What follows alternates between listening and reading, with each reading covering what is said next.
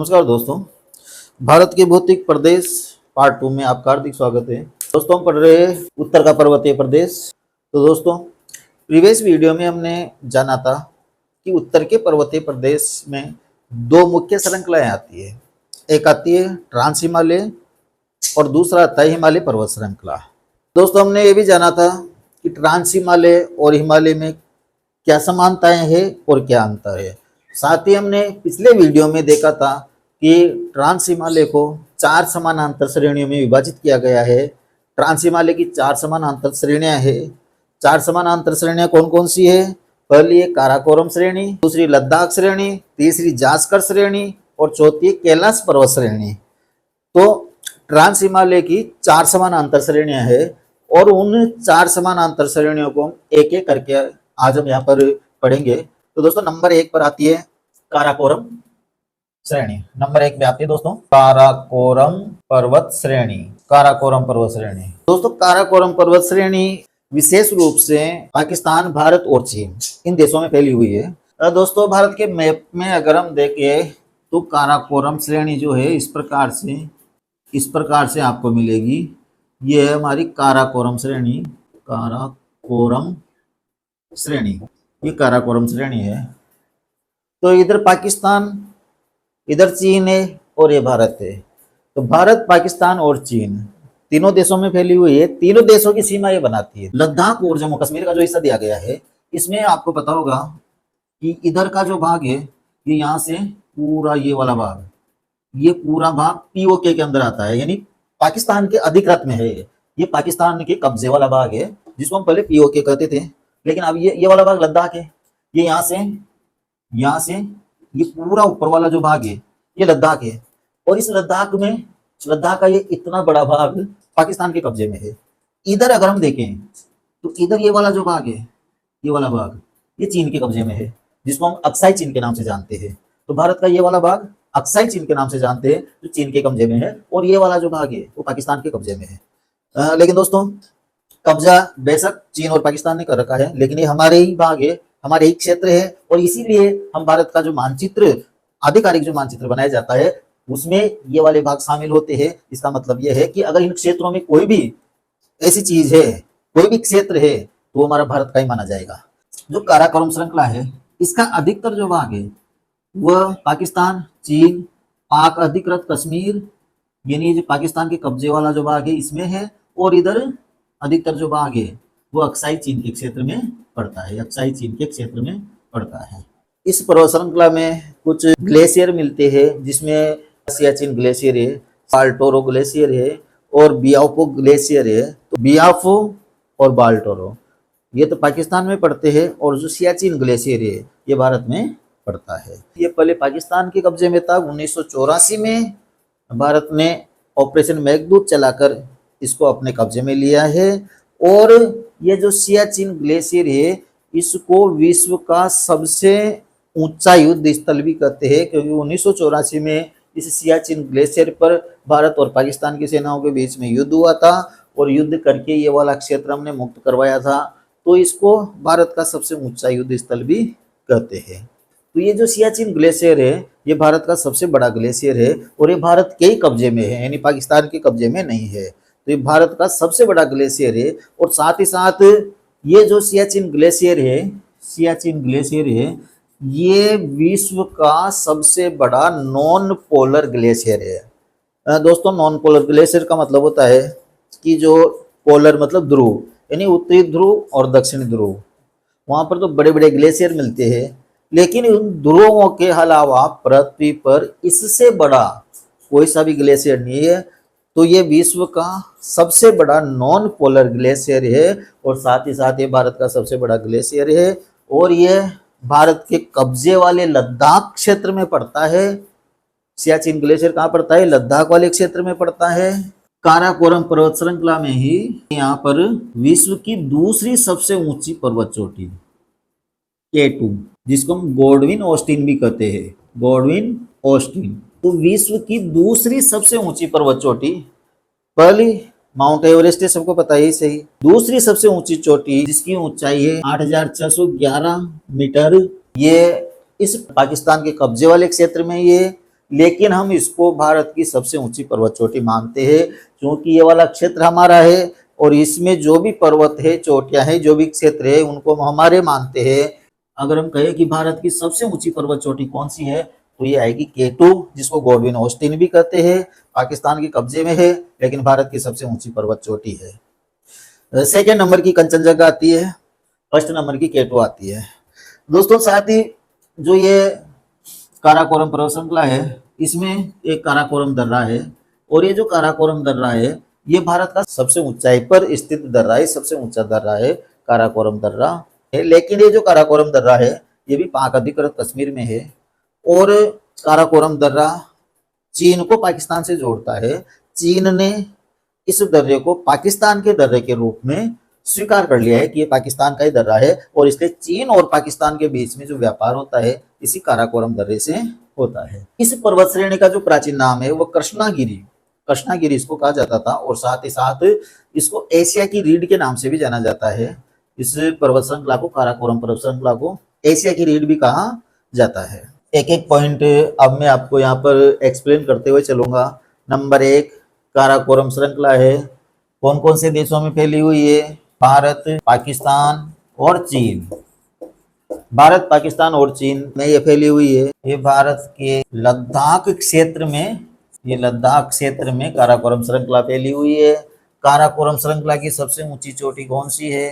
ये सबसे ऊंची पर्वत चोटी ये है K2, जिसको कहते हैं हम गॉडविन ऑस्टिन। तो ये काराकोरम श्रृंखला की सबसे ऊंची चोटी है, K2 है, गॉडविन ऑस्टिन है, और इसी चोटी को भारत की सबसे ऊंची चोटी, भारत की सबसे ऊंची पर्वत चोटी भी इसी को कहा जाता है, K2 गॉडविन ऑस्टिन को। ये कहाँ पर पड़ती है? ये लद्दाख क्षेत्र में है, लद्दाख क्षेत्र में है, पाकिस्तान के कब्जे में है, ये पाकिस्तान के कब्जे में है। K2 की लंबाई 8611 मीटर है। दोस्तों इसके बाद काराकोरम पर्वत श्रृंखला में पड़ने वाले प्रमुख ग्लेशियर। काराकोरम पर्वत श्रृंखला में कौन कौन से ग्लेशियर पड़ते हैं? पहला पड़ता है सियाचिन ग्लेशियर, दूसरा है बाल्टोरो ग्लेशियर, और तीसरा है बियाफो ग्लेशियर। ये दोनों पाकिस्तान के गिलगित और बाल्टिस्तान में पड़ते हैं, और ये भारत के लद्दाख क्षेत्र में है। ये भारत के लद्दाख क्षेत्र में सियाचिन ग्लेशियर। सियाचिन ग्लेशियर ये विश्व का सबसे बड़ा नॉन पोलर ग्लेशियर, तो ये विश्व का सबसे बड़ा नॉन पोलर ग्लेशियर है। यह भारत का सबसे बड़ा ग्लेशियर है, भारत का सबसे बड़ा ग्लेशियर है। कौन सा ग्लेशियर? सियाचिन ग्लेशियर। फिर इसके अलावा 1984 में इसको पाकिस्तान से मुक्त करवाया गया था। कौन से ऑपरेशन के तहत? ऑपरेशन मेघदूत। ऑपरेशन मेघदूत चलाकर सियाचिन क्षेत्र को पाकिस्तान से के कब्जे से छुड़ाया गया था, और इसको और क्या कहते हैं? विश्व का सबसे ऊंचा युद्ध स्थल। तो ये सियाचिन ग्लेशियर विश्व का सबसे बड़ा नॉन पोलर ग्लेशियर है, भारत का सबसे बड़ा ग्लेशियर है। 1984 में पाकिस्तान से मुक्त करवाया गया था। कौन से ऑपरेशन के तहत? ऑपरेशन मेघदूत चलाकर करवाया गया था, और विश्व का सबसे बड़ा, सबसे ऊंचा युद्ध स्थल ये है। दोस्तों एक चीज और है यहाँ पर, 1962 में जब भारत और चीन का युद्ध हुआ था, तब भारत ने ये अक्साई चीन वाला क्षेत्र भारत से ले लिया था। उस समय पाकिस्तान और चीन के बीच में जो संधि हुई थी, तो यहाँ पर जो पाक अधिकृत कश्मीर का कुछ भाग था, ये पाकिस्तान ने चीन को दे दिया था, ये चीन को दे दिया था। तो ये वाला जो भाग है ना, ये भी चीन के कब्जे में है अभी। ये वाला भाग तो चीन के कब्जे में है ही सही, ये वाला भाग तो चीन के कब्जे में है ही सही, ये वाला भाग पाकिस्तान के कब्जे में है, ये वाला भाग पाकिस्तान के कब्जे में है। ये लद्दाख का पूरा भाग आ गया, और साथ ही साथ ये जम्मू कश्मीर का भी कुछ भाग है जो पाकिस्तान के कब्जे में है। तो इस पूरे भाग को POK के नाम से जाना जाता है, जाना जाता था, पाक अधिकृत कश्मीर। लेकिन अब कश्मीर अलग हो गया, लद्दाख अलग हो गया, तो अब इसको पीओके करना थोड़ा अटपटा लग रहा है। तो इसको हम कह सकते हैं कि ये वाला भाग लद्दाख का वो भाग है, भारत के लद्दाख क्षेत्र का वो भाग है जो पाकिस्तान के कब्जे में है, और ये वाला भाग कश्मीर का वो भाग है जो पाकिस्तान के कब्जे में है। ये वाला भाग अक्साई चीन वाला क्षेत्र है, इधर चीन का प्रांत अक्साई चीन है, और अक्साई चीन का हिस्सा ही चीन इसको मानता है। तो ये अक्साई चीन वाला भाग है जो चीन के कब्जे में है, और कुछ भाग बचा हुआ है इधर जो भारत के कब्जे में है। और सियाचिन ग्लेशियर है, काराकोरम पर्वत श्रृंखला भारत, पाकिस्तान और चीन में फैली हुई है। इसकी लंबाई, एक और चीज है, इसकी जो लंबाई है वो 500 किलोमीटर है। 500 किलोमीटर के क्षेत्र में ये फैली हुई है। एक और चीज है जो आपको इसमें याद रख लेनी चाहिए, प्राचीन रेशम मार्ग था, रेशम मार्ग। ये रेशम मार्ग इसी पर्वत श्रृंखला से होकर गुजरता था। प्राचीन काल में जो रेशम मार्ग था वो रेशम मार्ग इसी काराकोरम पर्वत श्रृंखला से होकर गुजरता था। सिल्क रूट जिसको कहते थे, तो ये सिल्क रूट भी काराकोरम पर्वत श्रृंखला में ही पड़ता है। इसकी लंबाई 500 किलोमीटर है। सबसे ऊंची पर्वत चोटी केटू गॉडविन ऑस्टिन है। ये भारत की सबसे ऊंची पर्वत चोटी भी है, और ये विश्व की दूसरी सबसे ऊंची पर्वत चोटी भी है। इसकी ऊंचाई 8611 मीटर है। पहली श्रेणी हो गई हमारी काराकोरम पर्वत श्रेणी। ट्रांस हिमालय की जो दूसरी श्रेणी है लद्दाख श्रेणी, लद्दाख श्रेणी, लद्दाख श्रेणी, ये लद्दाख श्रेणी। तो काराकोरम श्रेणी के दक्षिण में काराकोरम श्रेणी के समानांतर ही ये लद्दाख श्रेणी है, और लद्दाख श्रेणी का जो अधिकतर हिस्सा है वह भारत के लद्दाख क्षेत्र में ही पड़ता है। ये चीज आपको याद रखनी है। लद्दाख श्रेणी कहाँ पर विस्तृत है? भारत के लद्दाख क्षेत्र में।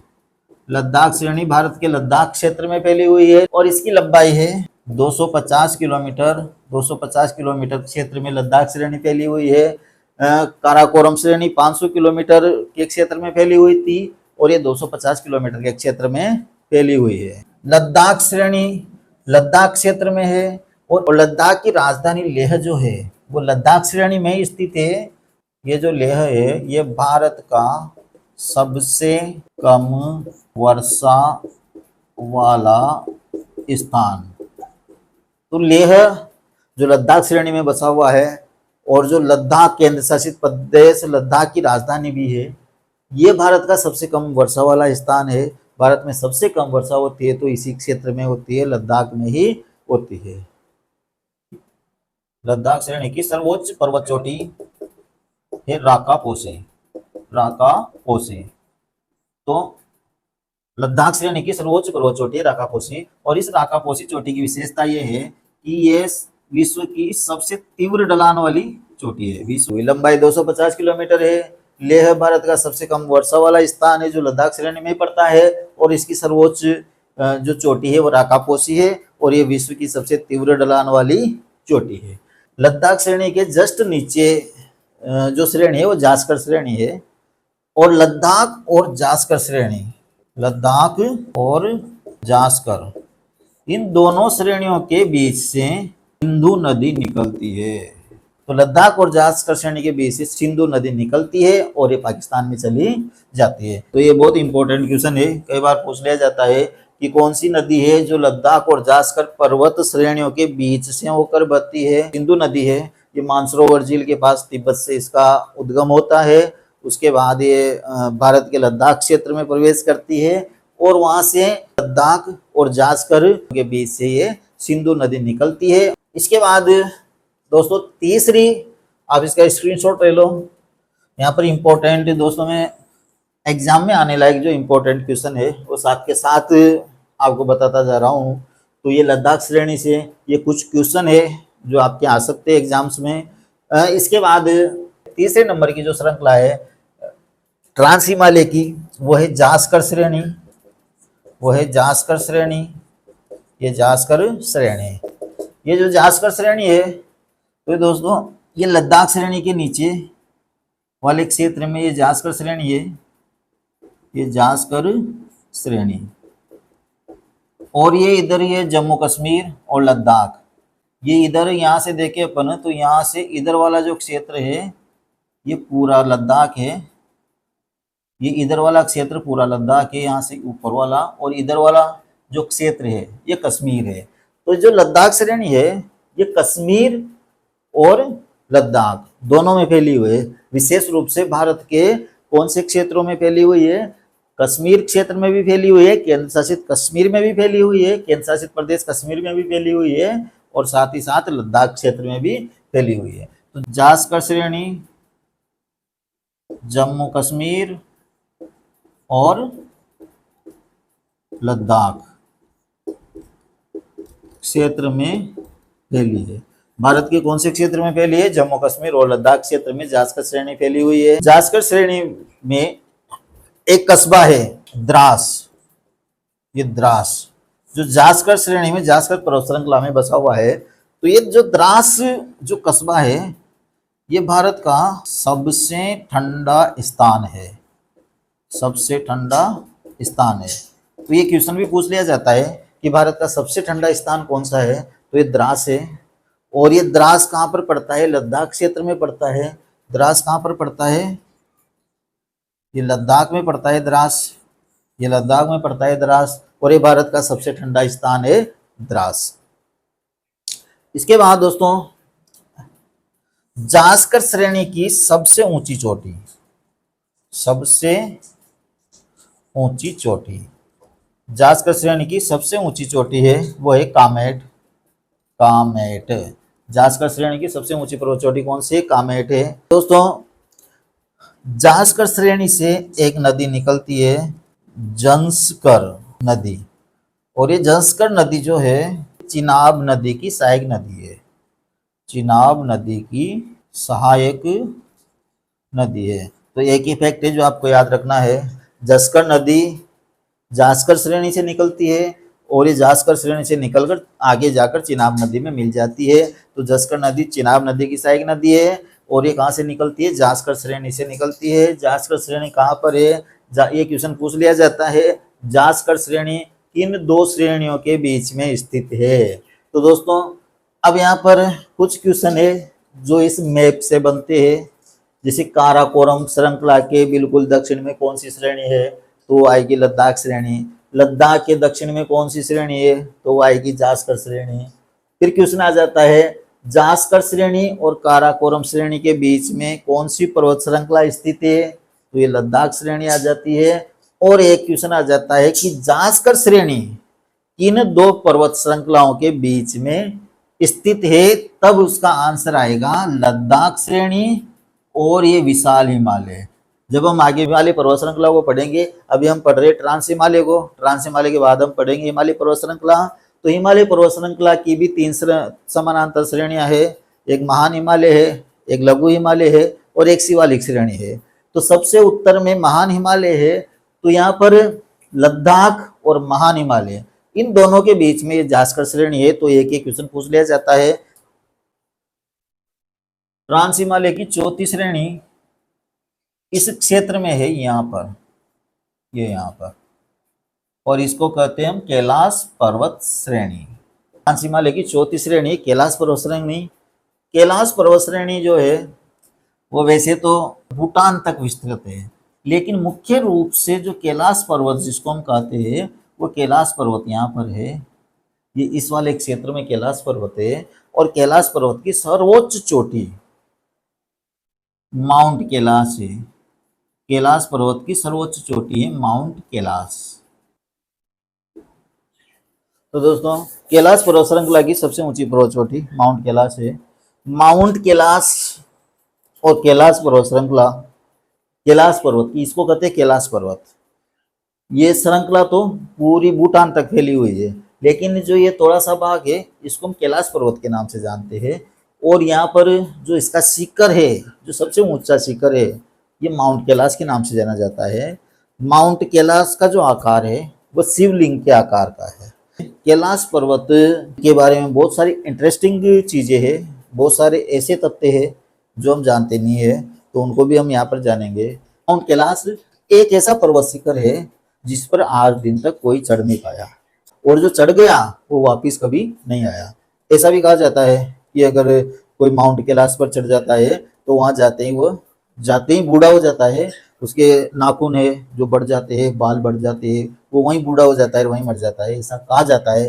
कैलाश चोटी पर चढ़ने का अंतिम प्रयास स्पेन की एक कंपनी द्वारा किया गया था और चीन ने उस कंपनी को कैलाश पर्वत पर चढ़ने की अनुमति दी, तो वह भी वहां पर कैलाश पर्वत पर नहीं चढ़ पाए। तो ऐसा क्या है वहां पर किसी को पता नहीं है क्या। वैसे जो कैलाश पर्वत चोटी है इसकी ऊंचाई केवल 6,700 मीटर ही है, यानी ज्यादा ऊंचाई भी नहीं है। जैसे माउंट एवरेस्ट है, बाकी काराकोरम पर्वत है, 8611, तो इनमें लोग हजारों लोग इन पर्वत चोटियों पर चढ़ चुके हैं, लेकिन कैलाश पर्वत श्रेणी पर आज दिन तक कोई भी नहीं चढ़ पाया है। और अंतिम कोशिश 2001 में की गई थी और उसके बाद से फिर सरकार ने इस पर चढ़ने पर बैन लगा दिया, यानी उसके बाद वहां पर कोई चढ़ता नहीं है। तो एक तो फैक्ट ये है। दूसरी चीज है, जो कैलाश पर्वत श्रृंखला है इसको पृथ्वी का केंद्र बिंदु माना जाता है। कैलाश पर्वत को पृथ्वी का केंद्र बिंदु माना जाता है। और ये जो कैलाश पर्वत है ये हिंदू धर्म, जैन धर्म और बौद्ध धर्म, तीनों धर्म के धर्मावलंबियों के लिए एक पवित्र स्थान है, पवित्र स्थल है। तिब्बत भाषा में इसको गंगरी पोचे नाम से जाना जाता है, गंगरी पोचे नाम से जाना जाता है। और ऐसा कहा जाता है कि जो जैन धर्म के 24वें तीर्थंकर थे ऋषभ देव जी, उन्होंने यहाँ पर कैलाश पर्वत पर ही निर्वाण प्राप्त किया था। इस कैलाश पर्वत पर एक दर्रा है, गुरलला दर्रा, गुरलला दर्रा। कैलाश पर्वत पर एक दर्रा है, गुरलला दर्रा। दोस्तों मैं सारी चीजें आपको बोर्ड पे लिख के बताऊंगा, एक बार हल्का सा ऐसे बता देता हूँ मैं आपको। गुरलला दर्रा है, गुरलला दर्रा के एक साइड में मानसरोवर झील है और एक साइड में राकसताल झील है। मानसरोवर झील के पास हमारे दो प्रमुख नदियां निकलती है, एक तो ब्रह्मपुत्र नदी निकलती है, एक सिंधु नदी निकलती है। और साथ ही जो राकसताल झील है वहां से हमारी सतलज नदी निकलती है। और दोस्तों राकसताल झील के पास ही एक और झील है, ब्रह्मताल झील। तो ऐसा माना जाता है कि ब्रह्मताल जो झील है वो सकारात्मक शक्तियों का केंद्र है और जो राकसताल झील है वो नकारात्मक शक्तियों का केंद्र है। तो जो भी श्रद्धालु वहां पर जाते हैं, कैलाश पर्वत के दर्शन करने जाते हैं, कैलाश पर्वत की परिक्रमा करने जाते हैं, लेकिन जो भी श्रद्धालु जाते हैं वहां पर केवल ब्रह्मताल झील में जाते हैं, वहीं जाकर स्नान करते हैं। राकसताल झील में कोई जाता ही नहीं है, क्योंकि ऐसी मान्यता है कि वहां पर नकारात्मक शक्तियां निवास करती है। ब्रह्मताल झील का जो पानी है वो मीठा है और जबकि राकसताल झील का पानी है वो खारा पानी है। तो कैलाश तीर्थ को कुछ अन्य नामों से भी जाना जाता है, जैसे अष्टापद है, गण पर्वत है, रजतगिरी है, ये इसके कुछ उपनाम है जिनसे जाना जाता है। कैलाश पर्वत को मानसखंड भी कहा जाता है। और जो दोस्तों जो गुरलला दर्रा जिसके एक साइड में मानसरोवर झील थी और एक साइड में राकसताल झील थी, उस गुरलला दर्रा का जो एंड भाग है, अंतिम भाग है, वहां पर एक स्थान है तीर्थपुरी नामक स्थान। और उस तीर्थपुरी नामक स्थान पर गर्म पानी के झरने चलते हैं और उस तीर्थपुरी नामक स्थान के जस्ट पास में ही चूनखड़ी के टीले हैं, चूनखड़ी के टीले। और ऐसी मान्यता है कि चूनखड़ी के टीलों के पास ही, यहाँ पर ही भस्मासुर ने तप किया था, तो उसकी मृत्यु भी इन्हीं स्थानों पर हुई है, चुनखड़ी के टीलों के पास। और उन्होंने तब भी यहीं पर किया था भस्मासुर ने, माउंट कैलाश से। उस वो चारों तरफ 16 छोटे छोटे पर्वतों से, 16 पर्वतों से घिरा हुआ है, जिसको षोडश कमल के नाम से जानते हैं, षोडश कमल। तो ये कैलाश पर्वत श्रृंखला की सामान्य जानकारी थी दोस्तों। तो कैलाश पर्वत श्रृंखला, अब यहाँ पर एक एक करके हम एक एक पॉइंट को देखेंगे हम। तो कैलाश पर्वत श्रृंखला कहाँ कहाँ पर फैली हुई है? विशेष रूप से तिब्बत वाले क्षेत्र में फैली हुई है। तिब्बत को कहो या चीन को, एक ही बात है। कौन सी पर्वत श्रृंखला? कैलाश पर्वत श्रृंखला। सर्वोच्च चोटी कौन सी है? ये सर्वोच्च चोटी माउंट कैलाश, ये माउंट कैलाश, ये सर्वोच्च चोटी है। माउंट कैलाश की ऊंचाई लगभग कितनी है? 6,700 मीटर, ये इसकी ऊंचाई है। माउंट कैलाश के बारे में और क्या जाना है हमने? जो माउंट कैलाश है इस पर अभी तक कोई पर्वतारोही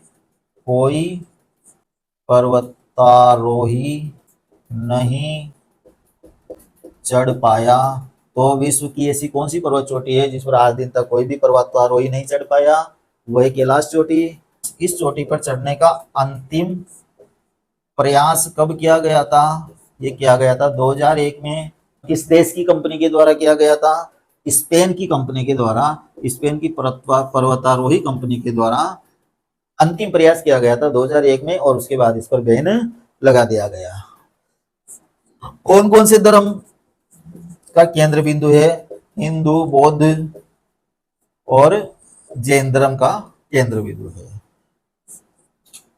इसका आकार, माउंट कैलाश का आकार कैसा है? विशाल शिवलिंग का जैसा। कैसा है? विशाल शिवलिंग। तो इसका जो आकार है विशाल शिवलिंग के आकार का है। माउंट कैलाश का जो आकार है वो विशाल शिवलिंग के आकार का है। कैलाश पर्वत को क्या माना जाता है?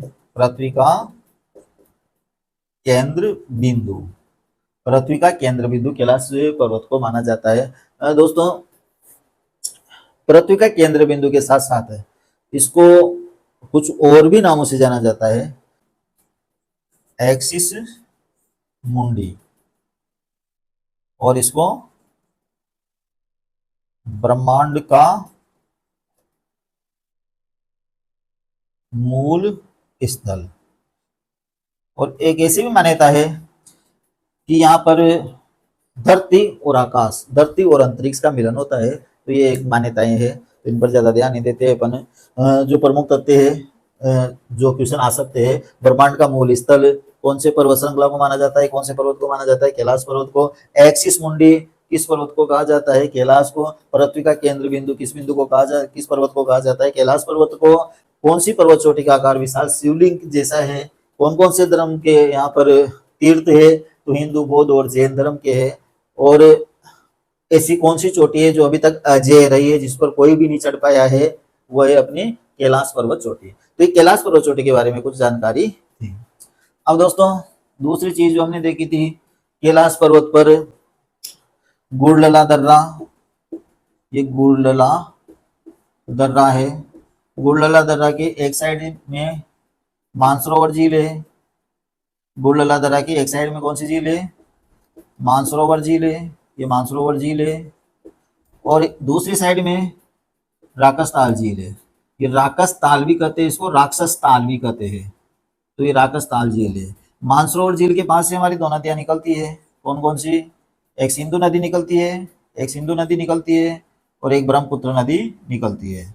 ये ब्रह्मपुत्र नदी निकलती है। राकस ताल झील से कौन सी नदी निकलती है? यहाँ से हमारी सतलज नदी निकलती है। ये सतलज नदी निकलती है। तो ये तीन प्रमुख नदियां हैं जो यहाँ पर कैलाश पर्वत श्रृंखला से निकलती है। सिंधु, ब्रह्मपुत्र और सतलज जो यहाँ से निकलती है। गुड़लला दर्रा का जहाँ पर एंड होता है वहां पर कौन सा स्थान है? जहां पर गुड़लला दर्रा का एंड होता है वहां पर कौन सा स्थान है? वहां पर है तीर्थपुरी। और तीर्थपुरी में क्या है? गर्म पानी के झरने। और उन गर्म पानी के झरनों के पास ही कौन सा स्थान है? चूनखड़ी के टीले। तो गुड़लला दर्रे के अंत में कौन सा स्थान है? तीर्थपुरी। ये तीर्थपुरी नामक स्थान है। और तीर्थपुरी के पास ही कौन सा स्थान है? तीर्थपुरी में गर्म पानी के झरने हैं। गर्म पानी के झरने। तो ये क्वेश्चन भी आ जाता है कि कैलाश पर्वत श्रृंखला के कौन से स्थान पर गर्म पानी के झरने हैं? तो तीर्थपुरी नामक स्थान पर गर्म पानी के झरने हैं। और इसी के पास ही चूनखड़ी के टीले हैं। ये चूनखड़ी के टीले। और चूनखड़ी के टीलों पर भस्मासुर ने तपस्या की थी। इसके अलावा ऋषभ देव जी द्वारा यहीं पर तप किया गया था। ऋषभ देव जी को निर्वाण कैलाश पर्वत पर ही प्राप्त हुआ था। तो एक चीज आप ये भी लिख सकते हो, ये ऋषभ देव जी कौन थे? ऋषभ देव जी थे जैन धर्म के 24वें तीर्थंकर। और इनको निर्वाण कहाँ मिला था? इनको निर्वाण मिला था कैलाश पर्वत पर। कैलाश पर्वत पर। ये ऋषभ देव जी के पुत्र थे भरत मुनि। ये और इन्होंने यहाँ पर 72 जिनालय बनाए हैं। कितने? 72 जिनालय बनाए हैं। तो कैलाश पर्वत पर अभी भी 72 जिनालय है जिनका निर्माण भरत मुनि के द्वारा किया गया था। और भरत मुनि कौन थे? ऋषभ देव जी के पुत्र थे। भरत स्वामी, क्या कहते हैं इसको? भरत स्वामी। भरत मुनि नहीं, भरत स्वामी। तो ऋषभ देव जी के पुत्र थे भरत स्वामी। और इन्होंने 72 जिनालय यहाँ पर बनाया था। तो ये कैलाश पर्वत के बारे में थोड़ी बहुत जानकारी थी दोस्तों। ये हमारा ट्रांस हिमालय कंप्लीट हो चुका है। नेक्स्ट हम लेंगे हिमालय पर्वत श्रृंखला। तो दोस्तों अगर आपको वीडियो पसंद आया हो तो वीडियो को लाइक कीजिए, शेयर कीजिए, चैनल को सब्सक्राइब कीजिए। और दोस्तों मिलते हैं नेक्स्ट वीडियो में, जिसमें हम पढ़ेंगे हिमालय पर्वत श्रृंखला। हिमालय पर्वत श्रृंखला को समानांतर 3 समानांतर श्रेणियों में बांटा गया है, और साथ ही साथ इसको क्षैतिज श्रेणियों में भी, क्षैतिज खंडों में भी बांटा गया है। तो हिमालय पर्वत श्रृंखला के बारे में बहुत कुछ क्वेश्चन है, बहुत सारे क्वेश्चन है जो हमारे कंपटीशन में आते हैं। तो नेक्स्ट वीडियो में हम हिमालय पर्वत श्रृंखला के बारे में पढ़ेंगे। तो दोस्तों मिलते हैं नेक्स्ट वीडियो में, तब तक के लिए बाय।